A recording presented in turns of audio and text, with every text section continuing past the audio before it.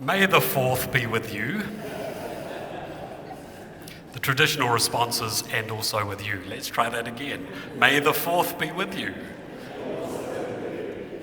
I'm glad he chose that particular theme and not the imperial one to play. Would have said something quite different. My apologies if you're not in on the joke. Today, May the 4th, International Star Wars Day. Now, I appreciate that Star Wars may not be everyone's cup of tea, but these are the stories I grew up with. In fact, The Empire Strikes Back was the first movie I ever saw at a movie theatre. And I still remember the large poster of that movie which I had above my bed as a child. This particular franchise turns 50 next year, and love it or hate it, it has certainly endured half a century of Star Wars. I think one of the reasons that Star Wars has been so popular over the years is because despite the fantastical elements of the storytelling, the narrative is ultimately about people and their struggles.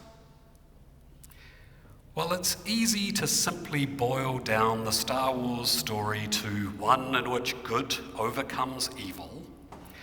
A closer look reveals that within that grand narrative, there are many other stories.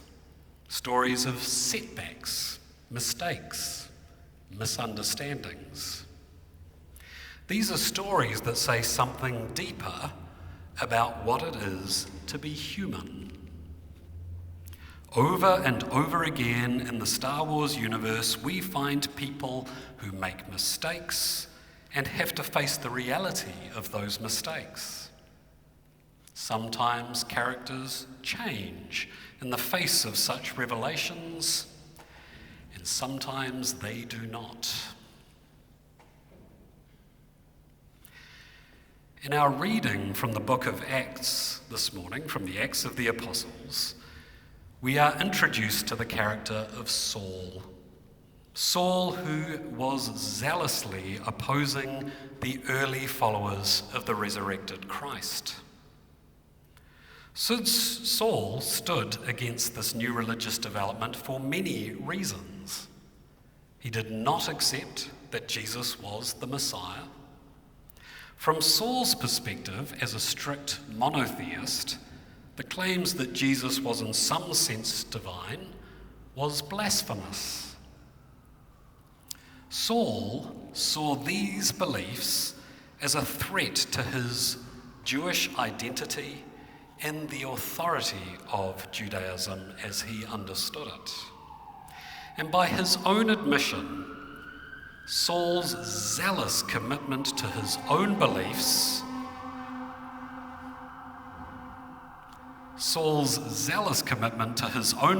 motivated him to persecute those he believed to be wrong.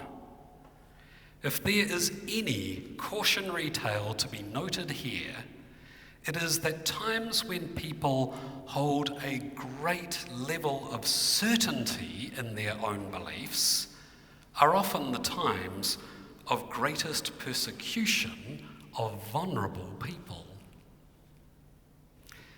This is a good thing for us to hold in our minds, given the recent political targeting of our transgender community.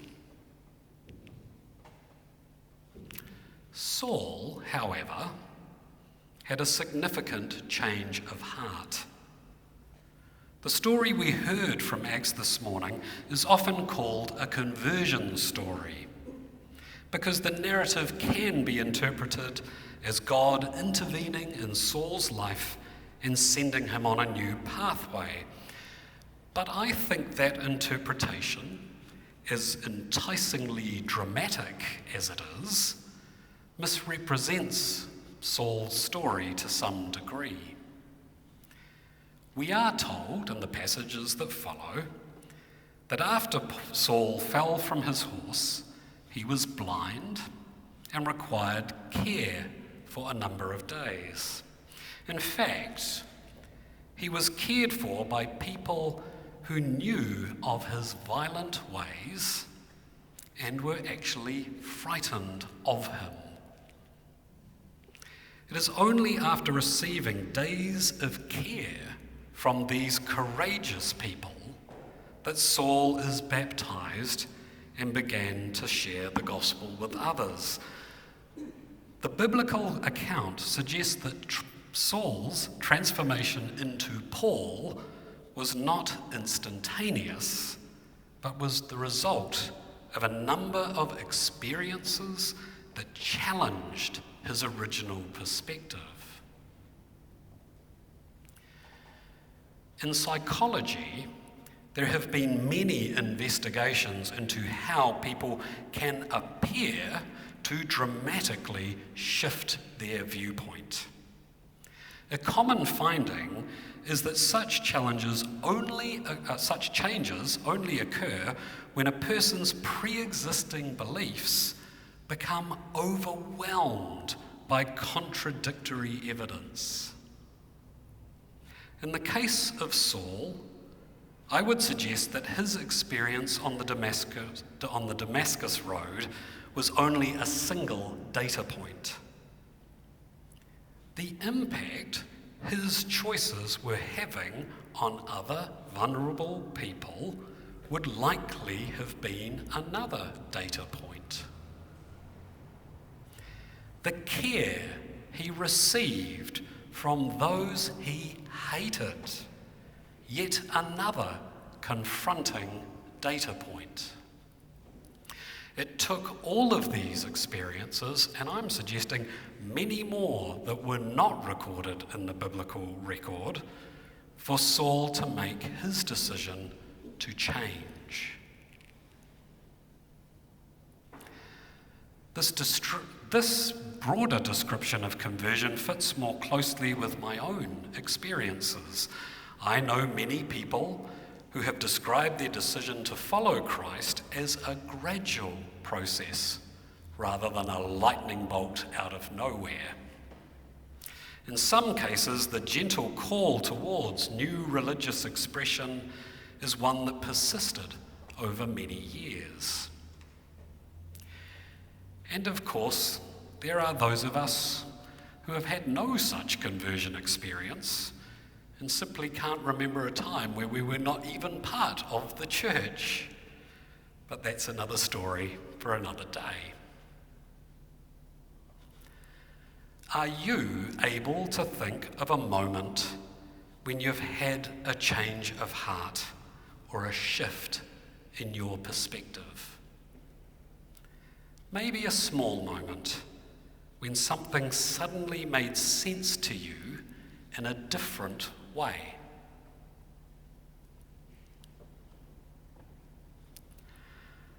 I can remember one such moment when I was visiting an incredible building in southern Spain called the Mesquita. This building sat in a location where once, many centuries ago, there had been a small Christian chapel. As time passed, and as people immigrated from northern Africa into southern Spain, bringing their different ethnicities, culture, and religion with them, southern Spain became Muslim. The Christian chapel that had fallen into disuse was replaced by a mosque. As years went by, the mosque grew and grew, becoming one of the largest and most beautiful in Europe. Later in history, when this part of Spain became Roman Catholic, the mosque was repurposed as a cathedral. But given the beauty of the mosque, the Roman Catholics did not destroy this building, but rather they built their cathedral within the mosque. Years before I went to this building, I had been taught about it when completing my degree in religious studies. In those classes, I was taught about the clash of civilizations, where those of different cultures seek to dominate one another, and how this was commonly seen in religious buildings, where those of different faith had played games of architectural superiority. That was the perspective I brought with me to the Mosquito, but it was not the one I left with. What surprised me about that building was that it didn't feel like a space in which one religion had asserted itself over another. I say that because parts of the building are very much a cathedral, not unlike our church space here, actually, with the high vaulted ceiling. But other parts of the building are very definitely a mosque. Both buildings coexist together. For me, the experience of that place was more one of affirmation. People of different faiths in different times had all affirmed that this was a good place for worship, a place of connection with the divine. That is a story different to the one of dominance, and no less true. I don't deny that in many places, religious architecture has been used to express dominance. That perspective is one worth us thinking about and reflecting upon, particularly when we think about the Christian expansion across the world.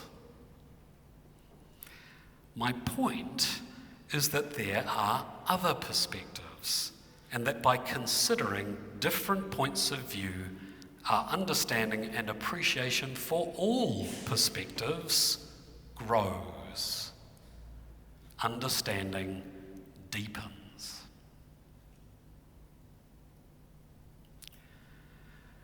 Today, some of you are experiencing quite a literal change of perspective by sitting in a different place than you might be used to. There are many reasons for this change of seating, some of which I am about to describe. But before I do so, I wish to be clear that this seating arrangement is a trial. I'm going to say that one more time. It is a trial. Please pass that on to anyone who's not here today. We are trying something out. We are going to sit this way for the next few weeks so that we have a chance to immerse ourselves in this particular layout. And then, I promise, we will have some discussion about what we like or what we don't like about it. This arrangement is known as church in the round. Many Christian communities have worshipped this way through the centuries, and as such it expresses a number of theological ideas. I'm not going to get into all of them because there are a lot of them, but I'm going to talk about some. One of those ideas is that the circular pattern can be understood as a metaphor, again, for many things. Circular, the earth, the universe, creation, the cycle of seasons. It is also an expression of equality within a community, that we are gathered as a community of equals around the table of Christ. One of my favourite scholars, John Dominic Crossan, spends a great deal talking about the table fellowship of Jesus, that Jesus' table ministry when he shared meals was not just a demonstration of sharing meal, it was a demonstration of how the world should be. A table where all are welcome, where all can gather together and see and understand and know each other deeply. I feel some of that thought is picked up in this seating arrangement. Rather than the traditional way we've often faced, where we all stand together and face one direction as if facing God, the traditional east end of the church, which is the symbol of the rising sun, an idea of resurrection, all facing that way. In this seating model, we all sit and we face each other, recognizing that God is present in our other people.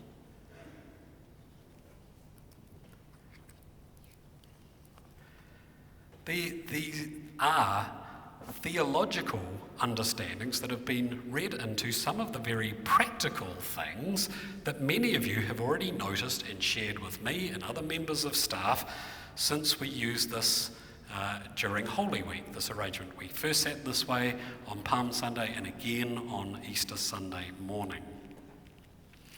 You've said things like, "It's so nice seeing each other.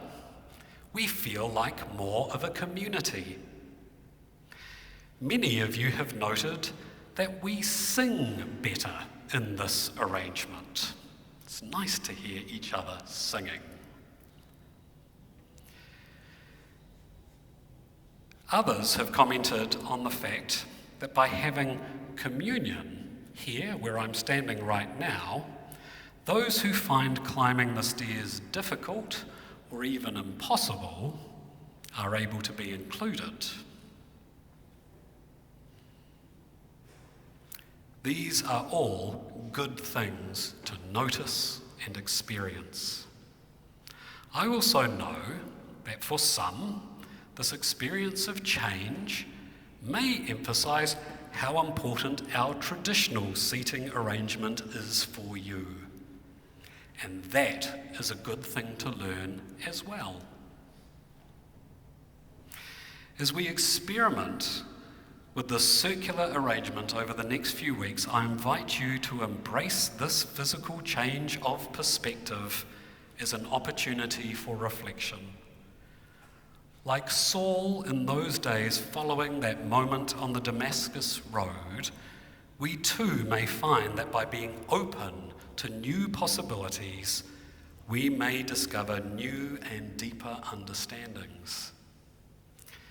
May we approach this temporary change with curiosity rather than resistance, recognizing that in our willingness to see things differently, to see each other, we might find new ways of expressing who we are as a community.